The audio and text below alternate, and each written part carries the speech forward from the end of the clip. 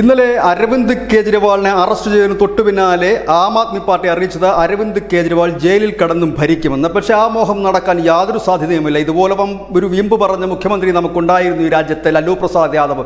ഒടുവിൽ തൻ്റെ ഭാര്യയെ അധികാരമേൽപ്പിക്കേണ്ടി വന്ന സാഹചര്യവും നാം കണ്ടതാണ്. ഇപ്പോൾ പുറത്തു വരുന്ന മറ്റൊരു വിവരം, അരവിന്ദ് കേജ്രിവാളിനെ ചോദ്യം ചെയ്തു തുടങ്ങിയിരിക്കുന്നു. കപിൽ രാജ് എന്ന് പറയുന്ന ED അഡീഷണൽ ഡയറക്ടറാണ് ചോദ്യം ചെയ്യുന്നത്. ഈ കപിൽ രാജിനെ നമുക്ക് ഓർമ്മയുണ്ടാകും, പ്രേക്ഷകർ ഓർക്കുന്നുണ്ടാകും. ഈ കപിൽ രാജാണ് ഹേമന്ത് സോറനെ അറസ്റ്റ് ചെയ്തത്. അതായത് ഹേമന്ത് സോറനെ ചോദ്യം ചെയ്തതും കപിൽ രാജായിരുന്നു. ചോദ്യം ചെയ്യലിന് ശേഷം ഹേമന്ത് സോറനെ അറസ്റ്റ് ചെയ്തതും കപിൽ രാജാണ്. പക്ഷേ ഹേമന്ത് സോറിൻ്റെ കേസിൽ ഒരു ചെറിയ വ്യത്യാസമുണ്ട്.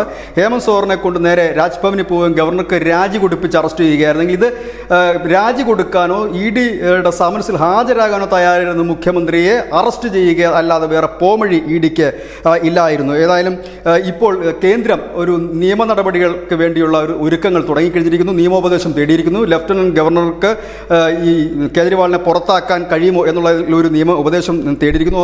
മറ്റൊരു നിയമ വിദഗ്ധർ പറയുന്ന മറ്റൊരു പ്രധാനപ്പെട്ട കാര്യം, കേജ്രിവാൾ പൊതുപ്രവർത്തകനായതിനാൽ ഈ കേന്ദ്രത്തിന് കേജ്രിവാളിനെ നീക്കം ചെയ്യുകയോ സസ്പെൻഡ് ചെയ്യുകയോ ചെയ്യാൻ കഴിയും. കാരണം സർക്കാർ ഉദ്യോഗസ്ഥന്മാർക്ക് എന്താണോ ഈ കുറ്റകൃത്യങ്ങളിൽ ഏർപ്പെട്ട സർക്കാർ ഉദ്യോഗസ്ഥന്മാർക്കെതിരെ എന്ത് നടപടിയാണോ സമാനമായ നടപടി മുഖ്യമന്ത്രിക്കും അല്ലെങ്കിൽ ജനപ്രതിനിധികൾക്കുമെതിരെ എടുക്കാൻ കേന്ദ്രത്തിന് കഴിയും എന്ന ഒരു നിയമോപദേശം കൂടി കേന്ദ്രത്തിന് ലഭിച്ചതായിട്ടാണ് വിവരം.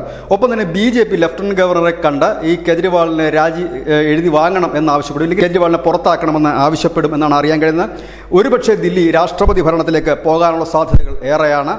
കാരണം കുറ്റവാളിയായി ഇന്ന് സുപ്രീം കോടതി ജാമ്യം കൂടി ലഭിച്ചില്ല എങ്കിൽ ജയിലിൽ പോകുന്നൊരു മുഖ്യമന്ത്രിക്ക് അവിടെ ഭരിക്കാനുള്ള യാതൊരുവിധ ധാർമ്മിക അവകാശവും ഉണ്ടാകില്ല. കാരണം കേന്ദ്രത്തിന് അത് പുറത്താക്കാൻ സസ്പെൻഡ് ചെയ്യാൻ കഴിയും. സർക്കാർ ഉദ്യോഗസ്ഥന്മാരുടെ അതേ നിയമം തന്നെ ജനപ്രതിനിധികൾക്കുമുണ്ട്. അല്ലാതെ അവർക്ക് കൊമ്പും കുഴലുമൊക്കെ ഒന്നുമില്ല. ഇതിനു മുമ്പും ചില മുഖ്യമന്ത്രിമാർ, ഹേമന്ത് സോറനും ഇതേ ഡയലോഗുകൾ തന്നെ പറഞ്ഞിരുന്നു ജയിലിൽ കിടന്ന് ഭരിക്കുമെന്ന്. ലാലു പ്രസാദ് യാദവും ഇത് തന്നെ പറഞ്ഞിരുന്നു. ഏതായാലും കേജ്രിവാളിന് പറയാം, മോഹിക്കാമെന്നല്ലാതെ അതിനപ്പുറത്തേക്കൊന്നും സംഭവിക്കില്ല. News desk news India Malayalam.